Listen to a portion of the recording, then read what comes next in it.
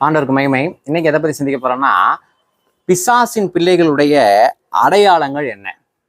அவங்க பிசாசினுடைய பிள்ளை அப்படிங்கிறத எப்படி கண்டுபிடிக்கலாம்? ஒருவேளை இதை சொன்னோன்னே உங்களுக்கு என்ன வந்துருக்குன்னா, அவங்க விக்கிரக ஆராதனை செய்வாங்க, அல்லது வேற வேற மாதிரியான ஒரு படம் உங்களுடைய மனசுல வரும். ஆனா நான் இன்னைக்கு பேச போறது, இயேசு கிறிஸ்து பிசாசின் பிள்ளைகள்னு யார சொன்னாரு அப்படிங்கிறத பத்தி, அவர்களுடைய அடையாளத்தை பத்தி சொல்ல போறோம். அவங்க கிறிஸ்தவத்தின் ஒரு அங்கமாக இருப்பாங்க.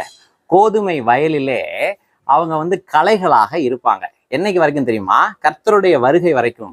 அவர் கோதுமையை களஞ்சியத்துல சேர்த்து பதரை சுட்டரிக்கிற அந்த அறுவடையின் நாள் வரைக்கும் இவர்கள் களத்துல இருப்பாங்க, சபைக்குள்ள இருப்பாங்க, கிறிஸ்தவ சமுதாயத்துக்குள்ள இருப்பாங்க, ஊழியர்கள் என்ற பெயர்கள்ல இருப்பாங்க. ஆனால் நம்முடைய ஆண்டவராகிய இயேசு கிறிஸ்து தம்முடைய ஜனத்தை எச்சரிக்கும்படி நிறைய அடையாளங்களை சொல்லியிருக்கிறார். அதுல ஒரு அடையாளம் என்ன தெரியுமா?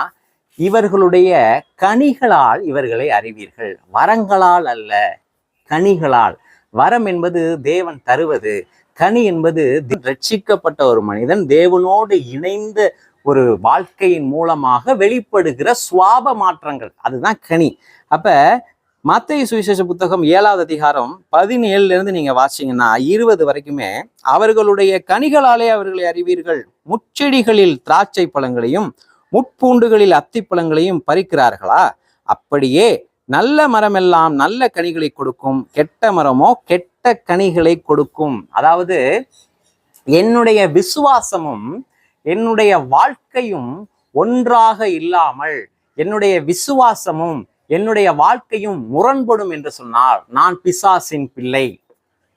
இரண்டாவது அடையாளம் என்ன தெரியுமா? லூக்கா சுவிசேஷ புத்தகம் 6வது அதிகாரம் 46வது வசனத்துல, என்னை ஆண்டவரே ஆண்டவரே என்று நீங்கள் சொல்லியும் நான் சொல்லுகிறபடி நீங்கள் செய்யாமல் இருக்கிறது என்ன? அதாவது இன்னைக்கு யோசிச்சு பார்ப்போம். ஆராதனைலாம் தூள் பறக்கும், கர்த்தாவே கர்த்தாவே கர்த்தாவேன்னு பறக்கும், அல்லேலியான சத்தம் போடுவாங்க. ஆனா கீழ்ப்படுகிற அனுபவம் எங்களுக்கு இருக்காது. தேவனை ஆண்டவராக, எஜமானாக, தன் வாழ்க்கையை ஆளுகை செய்கிறவராக அப்படி ஒரு அனுபவத்தை இவங்க பெற்றிருக்க மாட்டாங்க. இவர்களுடைய வாழ்க்கைக்கும் தேவனுடைய எதிர்பார்ப்புகளும் சம்பந்தமே இருக்காது. கீழ்ப்படுகிறதுனா என்ன, கடவுளுக்கு பிரியமாய் வாழ்வது என்ன இவங்களுக்கு தெரியவே தெரியாது. ஆனா இவங்க வாய முழுக்க ஆண்டவரே ஆண்டவரேன்னு எப்பொழுதும் தூச்சிக்கிட்டு இருப்பாங்க. மூன்றாவது அடையாளம் என்ன தெரியுமா? முக்கியமான அடையாளம். இதை கொஞ்சம் விவரமா சொல்லணும்னு நினைக்கிறேன். 1 யோவானின் புஸ்தகம் 4வது அதிகாரம் 7வது வசனத்துல, பிரியமானவர்களே, ஒருவரில் ஒருவர் அன்பாய் இருக்க கடவோம், ஏனெனில் அன்பு தேவனால் உண்டாயிருக்கிறது, அன்புள்ள எவனும் தேவனால் பிறந்து அவரை அறிந்திருக்கிறான். சபையிலே உள்ள சக விசுவாசியோடு நாம் அன்பாய் இருக்க வேண்டும். அன்புள்ள எவனும் தேவனால் பிறந்து, அதாவது மறுபிறப்படைந்து ரட்சிக்கப்பட்டு அவரை அறிந்திருக்கிறான். அப்ப சக விசுவாசிய ஒரு மனிதன் நேசிக்க முடியவில்லை என்று சொன்னால் அவன் தேவனால் பிறந்தவன் அல்ல, அவன் பிசாசின் பிள்ளை.